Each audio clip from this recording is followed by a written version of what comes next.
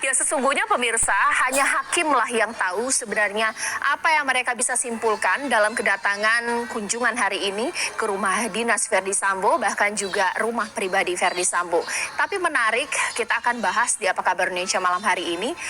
Kedatangan hari ini, meski ini merupakan permintaan dari kuasa hukum Sambo dan juga Putri Chandrawati, nantinya akan menguatkan unsur pembunuhan berencana yang dilakukan Sambo terhadap Joshua, ataukah justru melemahkan? Itu yang akan saya bahas di Apa Kabar Indonesia malam hari ini.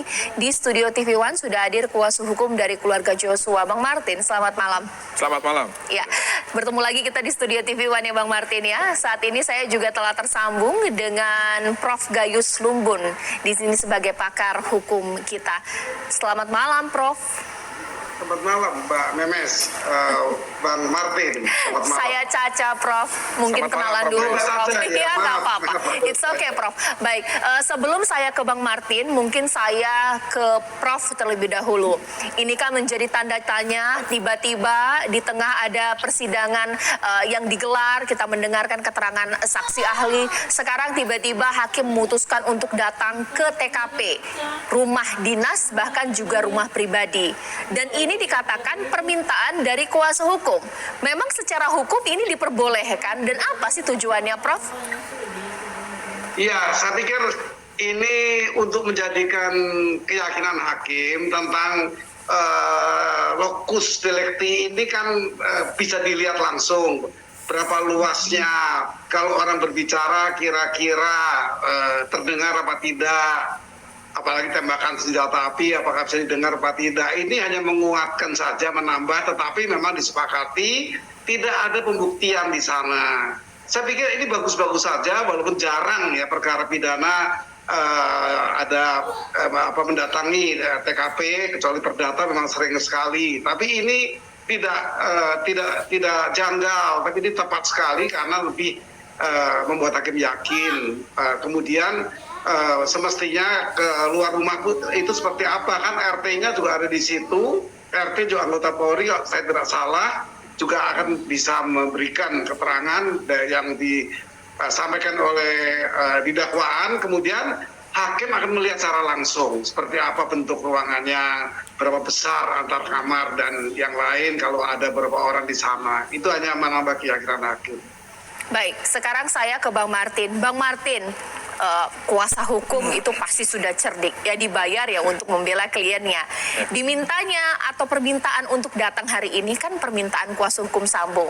Nggak mungkin ini nanti merugikan dari Sambo dan juga Putri Chandrawati. Bagaimana tanggapannya? Yang pertama saya coba clearkan dulu bahwa tidak semuanya orang membela klien dengan bayaran ya. Sebagai contoh kami lah. Oh iya betul. Kami nggak dibayar bela salah klien. saya. Oke, silakan lanjutkan. Tapi kami menerapkan subsidi silang. Ada yang bayar, nah ini untuk membiayai perkara yang seperti ini. Nah, kembali lagi ke konteksnya bahwa tadi apabila yang mengundang penasihat hukum terdakwa, maka bisa dipastikan hasil atau outputnya itu menguntungkan terdakwa. Nggak juga. Kita beberapa kali ya menghadirkan saksi ahli. Kalau kita sesuaikan dengan analogi saksi ahli ataupun ahli, justru kadang-kadang ketika ditanya pendapat keahliannya, itu bisa berbalik menyerang terdakwa loh. Kalau yang menghadirkan adalah terdakwa. Kenapa? Karena dia menyampaikan berdasarkan keahliannya. Nah, kalau kita kontekstualisasi dengan apa yang terjadi hari ini, walaupun tidak diatur di KUHAP, ya, pemeriksaan ini justru sangat memungkinkan akan merugikan Verdi Sambo. Walaupun saya setuju begini loh, Verdi Sambo dan kawan-kawan ini kan terancam hukuman pidana maksimal hukum mati. Ya. Diam pun kemungkinan besar mereka kena 340. Apalagi mereka, diam pun mereka kena. Ya, jadi lebih baik dia bertindak. Kalau bertindak masih ada peluang tidak kena. Nah, oleh karena itu, ya menurut saya langkah yang dilakukan Armah Nani sudah sangat cermat ya untuk mengundang hakim.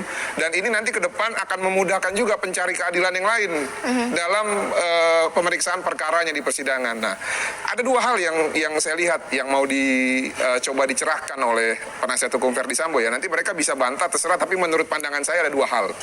Yang pertama adalah mereka mau menjelaskan lokasi tersebut dipersesuaikan dengan keterangannya Putri Chandrawati bahwa dia tidak terlibat, bahwa dia pasif, bahwa dia benar tidak melihat Joshua meninggal pada saat di tanggal 8 Juli pasca penembakan, walaupun itu sebenarnya menurut saya kurang relevan. Dan yang kedua, Mereka mau membuktikan bahwa rute Verdi Sambo pergi bermain badminton itu adalah searah dari Jalan Saguling ke Duren 3. Ya. Dan ditambah bahwa Verdi Sambo itu sebenarnya tidak niat berhenti dan tidak niat masuk ke dalam rumah. Namun masuknya Verdi Sambo itu akibat melihat Joshua dan berdasarkan pengakuan penasihat hukum itulah yang men-trigger terjadinya pembunuhan. Nah, namun sayangnya Mbak Caca terhadap poin yang kedua tadi, rute ke karena kan kata main badmintonnya ke arah Depok. Yeah. Itu ada 2 rute. Ada rute singkat yang ke arah Kalibata Pancoran itu kalau kita lewat jalan keluar tersebut tinggal belok ke kanan lurus ke Depok. Nah, namun kan yang dimaksud rutenya ini rute yang lain yang menurut saya rutenya lebih ribet. Ya, jadi menurut saya kalau dikaitkan dengan rute ke arah tempat lapangan badminton tersebut itu kurang make sense. Nah, yang kedua tadi mengenai Joshua dilihat sehingga men-trigger Verdi Sambo turun. Nah, kalau saya lihat ya pagarnya itu tinggi. Di atas pagar itu ada ilalang kurang lebih 70 cm. Jadi kalau saya tinggi saya 188 cm dan saya yakin Verdi Sambo tidak lebih tinggi dari saya. Ketika di dalam mobil saya pastikan dia tidak akan bisa melihat ada Joshua di pojok di seberang dari pagar jalan rumah Duren 3. Demikian. Oke. Iya, Prof, apa yang dikatakan oleh Bang Martin di sini memang menarik kita bahas. Sebenarnya apakah benar juga kedatangan hari ini hakim ke 2 rumah Verdi Sambo untuk benar-benar menjelaskan secara logika hukum dari sang hakim unsur pembunuhan berencana ini ada atau tidak? Karena memang mengenai kenapa Sambo dari rumah pribadi harus ke Duren 3 padahal jalannya lebih jauh tapi karena katanya lebih dekat. Ini seperti apa, Prof? Ya, tentu kita tidak bisa menjudge bahwa dia melakukan skenario apa, tentu itu yang lebih tahu ya tentunya apa yang ada di dakwaan. Tetapi boleh-boleh saja kita mencoba untuk menafsirkan.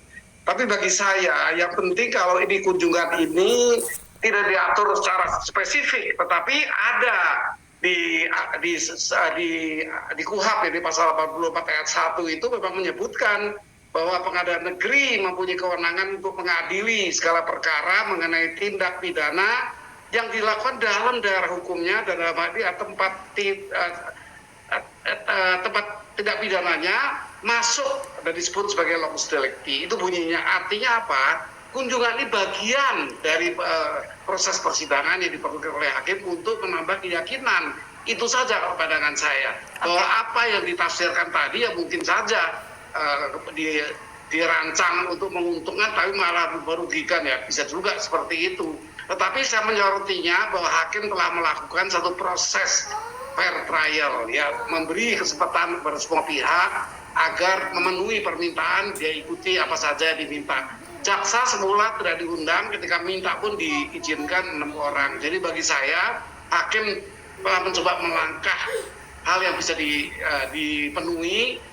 Memang tidak mungkin semua pihak bisa senang, tetapi paling tidak sudah berusaha melakukan fair trial atau proses peradilan yang adil bagi semua pihak.